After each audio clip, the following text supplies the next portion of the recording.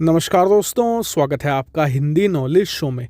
तो दोस्तों, आखिरकार भारतीय नौसेना की बहुत ही लंबे समय से चली आ रही सबसे बड़ी मांग को आखिरकार भारत सरकार मानने को तैयार हो गई है। और मानने को तैयार होना वाजिब भी था, क्योंकि चीन का खतरा बहुत ज़्यादा बढ़ चुका है। हम तैयारी कर चुके हैं चीन को हवा में पछाड़ने की। इसके अलावा ज़मीन पर भी हमारी तैयारी मजबूत है, हमारी थल सेना बहुत ज़्यादा मजबूत है।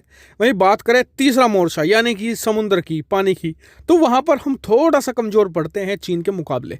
और इसी कमज़ोरी को लेकर भारतीय नौसेना लगातार मांग उठाती आई है भारत सरकार के सामने कि हमें ये एक अकेला हथियार दे दो, हम चीन को धूल चटा कर रख देंगे। जी हाँ, इस हथियार का नाम है एयरक्राफ्ट कैरियर। आप कहेंगे तो है हमारे पास, एक हमारे पास एक तरीके से सर्विस में है, दूसरा अगले साल की शुरुआत तक सर्विस में आ जाएगा।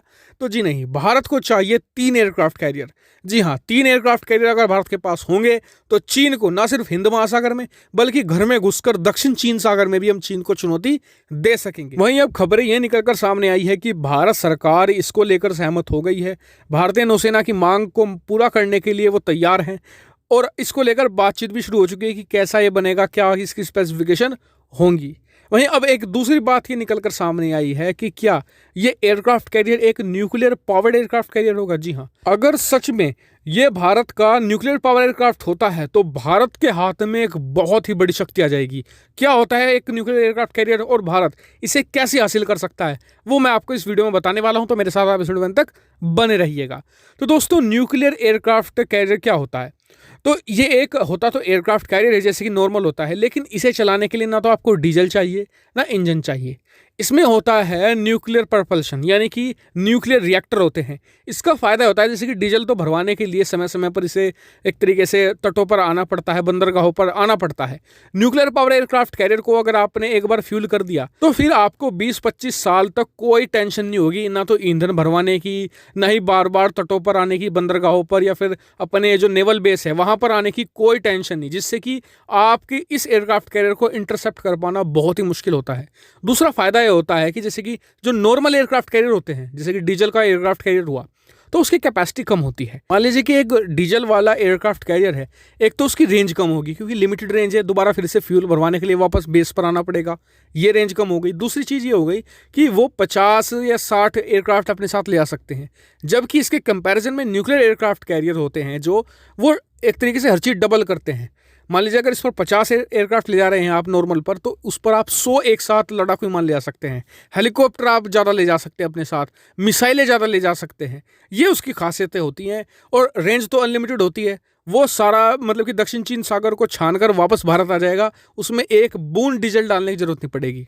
यकीन मानिए, भारत को एक ऐसे एयरक्राफ्ट कैरियर की बहुत ज़रूरत है, क्योंकि रूस और चीन मिलकर भी एक न्यूक्लियर एयरक्राफ्ट कैरियर पर काम कर रहे हैं। जी हाँ, ऐसी खबरें आई हैं निकल कर।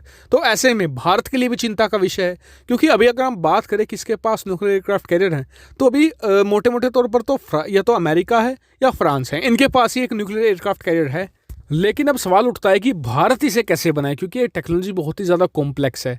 हालांकि भारत जो न्यूक्लियर पावर्ड पनडुब्बी तो बना चुका है खुद ही, घरेलू तौर पर INS अरिहंत के नाम से, लेकिन उसका जो रिएक्टर होता है काफ़ी छोटा होता है। इसके लिए बड़ा रिएक्टर चाहिए होगा, इसके लिए पैसे भी ज़्यादा लगेंगे।